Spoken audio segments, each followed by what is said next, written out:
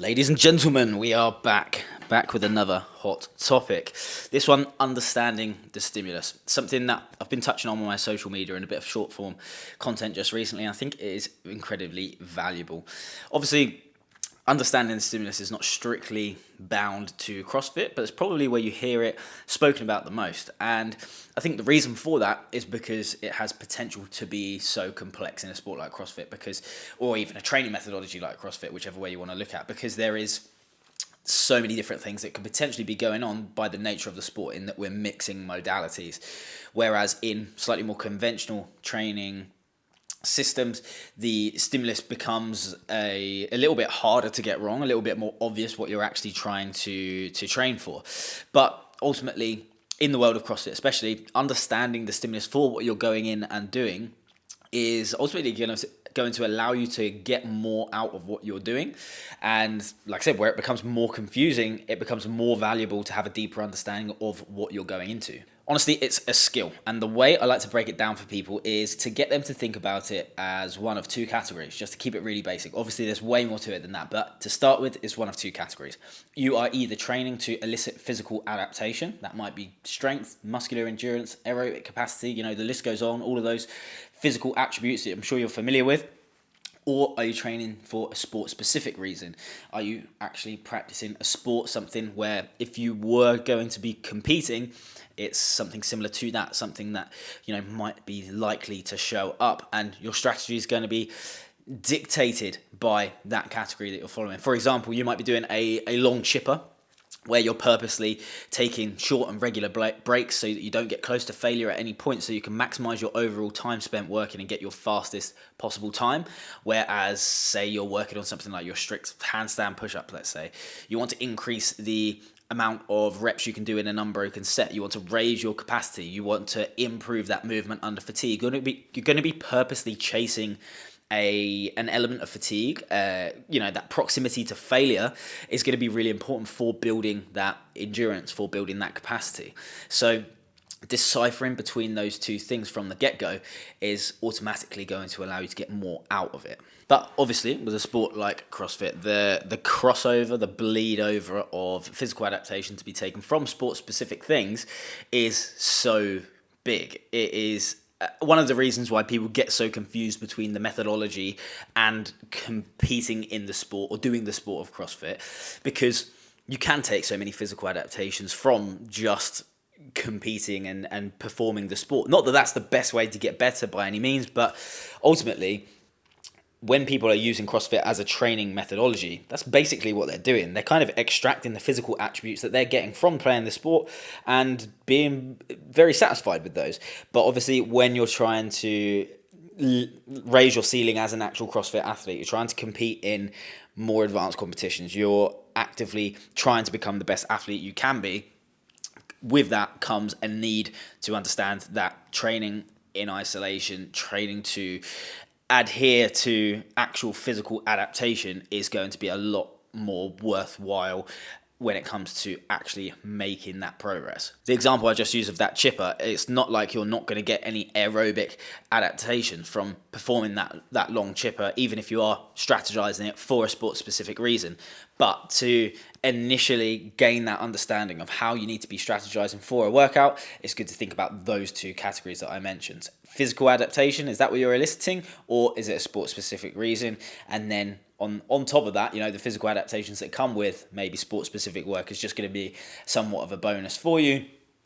That being said, it does not need to be super clear-cut in that all of your training, you absolutely need to know inside out 100% the absolute thought process of everything, especially if you're not a coach.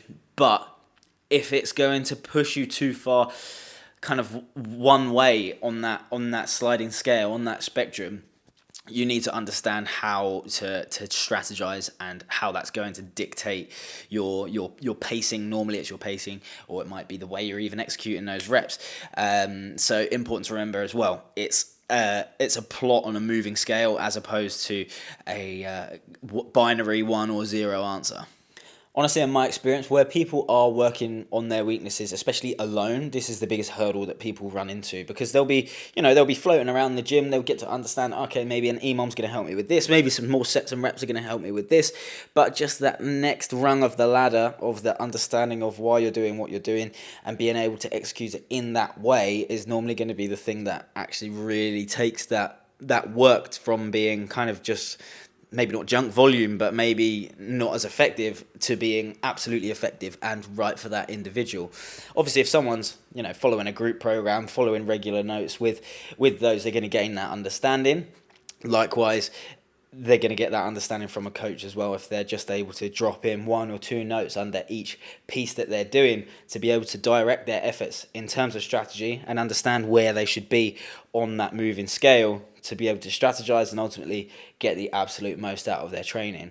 Now, if you do find yourself in that same boat and you've got some weak areas that you're really struggling with, and the understanding about how to apply the methodology to that thing is really kind of what you're struggling with, absolutely I can help you with my one-to-one coaching. So link in the description below, and you can check out all of the details there. But anyway, that's what's been floating between my ears this last week. So I feel like I owe this channel somewhat of a lifestyle catch-up as well, while we're here in amongst this technical video talking about principles, programming and all that good stuff. Deload this week, which is bloody lovely. I was feeling really good all the way through the last meso cycle until the second half of the final week. So that's absolutely perfect for when you want to start feeling shit, really. You're kind of reaching that point where recovery is not really happening quite so well. It's a case of pulling back, and my body is definitely thanking me for it. So with my last deload, I just deloaded volume and kept intensity actually quite high on purpose. With this deload, which is the deload between the intensification phase and the realization phase, where I've actually accumulated a lot of meaningful training now, this one is very aggressive. I'm allowing myself to jump into classes and purposely undershoot intensities with those. Having this mental break, this mental refresh from the gym as well, is something which I find really, really valuable, especially after a longer period of time. After the first 4 weeks or whatever I had for the first meso cycle, it was easy. I was still chomping at the bits. I wanted to get in and trade, and I know that now coming into the final phase, I want to be even more hungry to be in the gym. So the deload is really just going by feel, allowing myself to do bits here and there. I'm still going to go to the pool and swim later as I normally would on a Wednesday, but I'm just going to work on one longer distance run and one longer distance length, and call it there, as opposed to really be hammering to try and accumulate volume. Likewise with my running, I'm only going to do one easy run this week. It's nice to give yourself that mental refresh. So hopefully I can come back into it feeling good. But honestly, I've been feeling fit.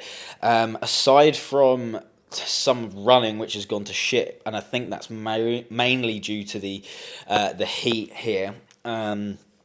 I'm feeling the physical adaptation coming from that running and the kind of elevated conditioning work in general come back into my CrossFit work. Feeling like I'm able to manage my way through things very well, keep my heart rate down for longer, be a bit more mentally present as I'm going through hard pieces still.